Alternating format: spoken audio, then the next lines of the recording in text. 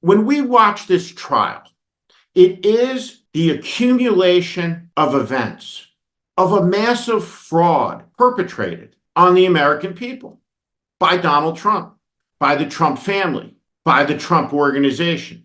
The lying is so pervasive, so constant, that it's inescapable.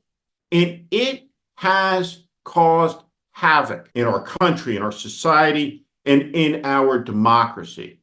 It is the 24th of April, and there are 195 days left until the American presidential election, which will decide the destiny of the 248-year-old republic born on July 4th of 1776. One of the founders of the American Republic was President John Adams, and there is a quote of his that is inscribed on the mantle of the fireplace in the state dining room. Now, Donald Trump once referenced that quote. Let me put it on the screen for you. I pray heaven to bestow the best of blessings on this house and all that shall hereafter inhabit it. May none but honest and wise men ever rule under this roof.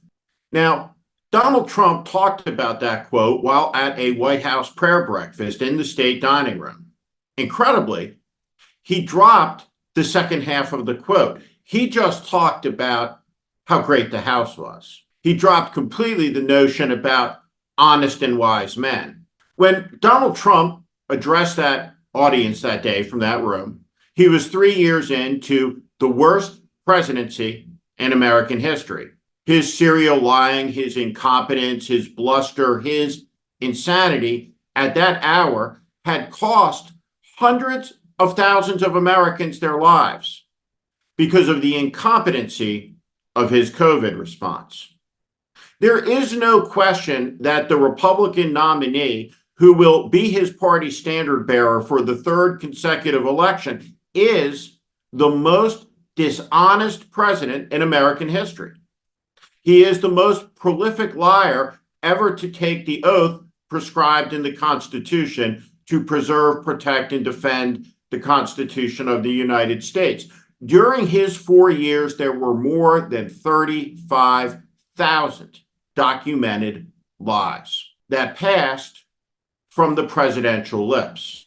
Let's look at this man sitting in the courtroom, his shoulders slumped. Look at the decrepitude etched into his face, the brittle, pasta-like hair. Everything about the man, from his orange dye, all of it is inauthentic, fake. Look at this old, deranged man, full of venom and hate, that wants power. A man so brittle that he could not acknowledge that he was defeated in an election. A man who rejects the sovereignty of the American people.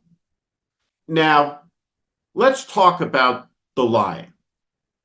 The Trump administration opened with a lie, and not just any type of lie, a lie of authority. Sean Spicer walked out, and his very first act on the very first day was to tell the American people, Trump supporters, that they were required to be in good standing to subordinate their sovereignty, their agency, to look at a picture and to believe what was not so clearly before their eyes. A Trump devotee, a member of the cult, must be able to look at the picture of the smaller crowd size and declare that it's bigger because the leader said it was so. This is a hallmark of authoritarianism and totalitarianism. When truth is defined what the leader says is true, the lie and reality stand equal. Out in a twilight space where liberty and freedom start to collapse. Trump's entire presidency, his campaign, his career, his fake charities, his fake universities, all of it has been built on a mountain of lies. And those lies have decimated the credibility of so much of the American media. Let's look at a common abuse of journalistic standards that is frequently practiced at the paper that ludicrously describes itself as the paper of record. Let's look at the work of the greatest access reporter of this age, the person that Donald Trump refers to as his psychiatrist, Maggie Haberman, who is with him as she has always been every step of the way. Now, here's a question for Maggie Haberman and her editors at the New York Times and their generous use of anonymous sourcing bestowed on Trump campaign officials so that they may smear, shape, distort the narrative of the day.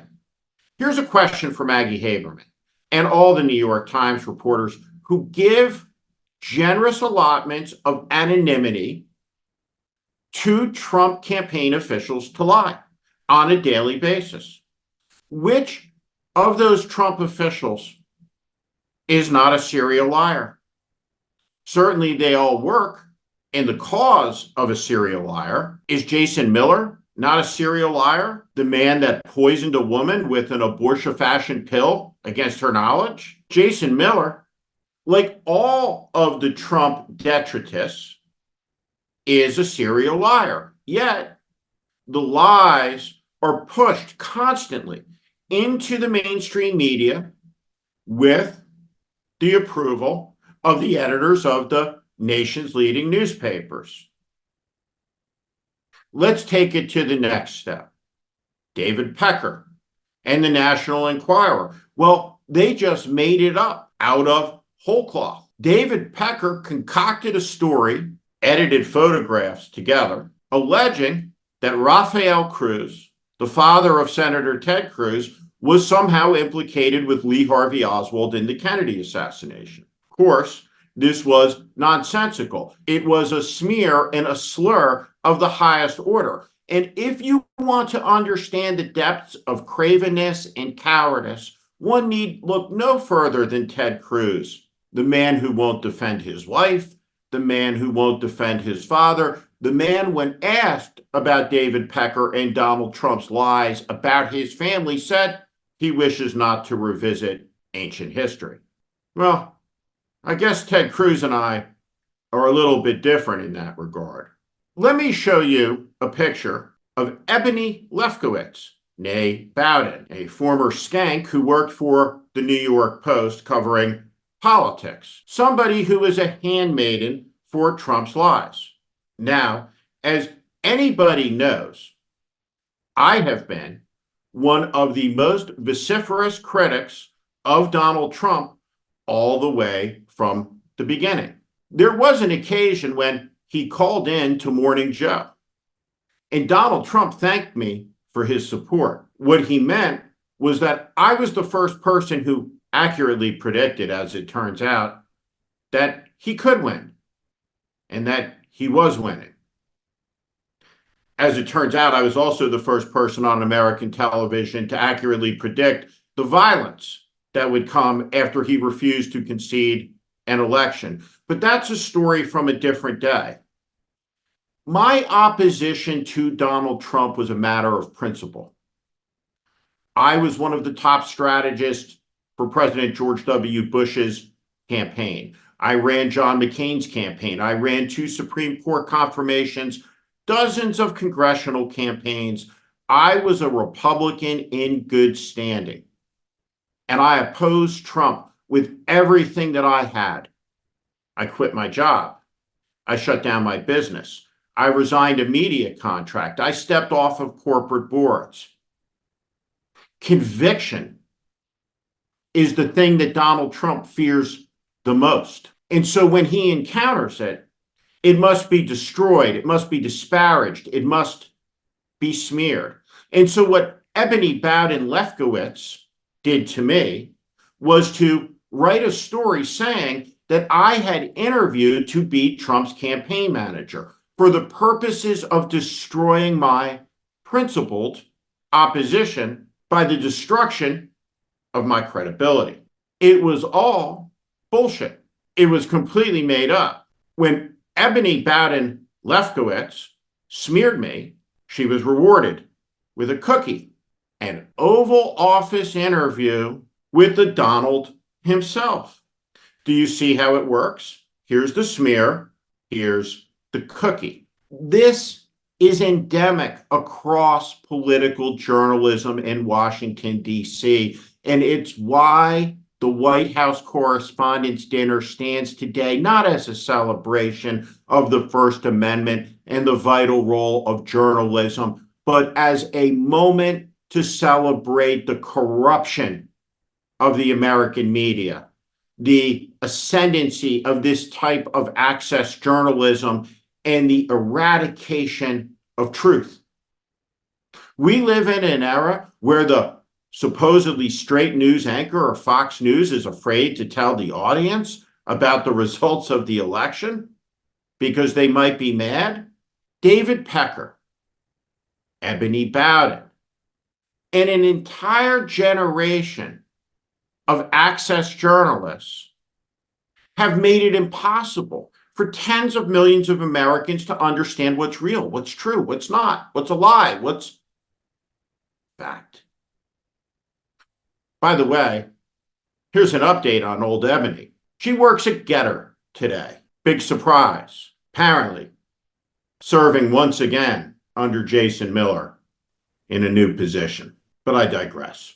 When we watch this trial, it is the accumulation of events, of a massive fraud perpetrated on the American people by Donald Trump, by the Trump family, by the Trump organization. The lying is so pervasive, so constant, that it's inescapable. And it has caused havoc in our country, in our society, and in our democracy. The idea that a presidential campaign in America in the early decades of the 21st century was based on fabulism in the National Enquirer that then was dutifully covered in the pages of nearly every serious news organization in the country is despicable, and it's dangerous. And here we are. David Pecker is not an isolated example, is the point. David Pecker is the norm of the Trump era. And the greatest failure of American media in this era has been the steadfast refusal to call out the fabulism, the insanity, and the lies for what they are.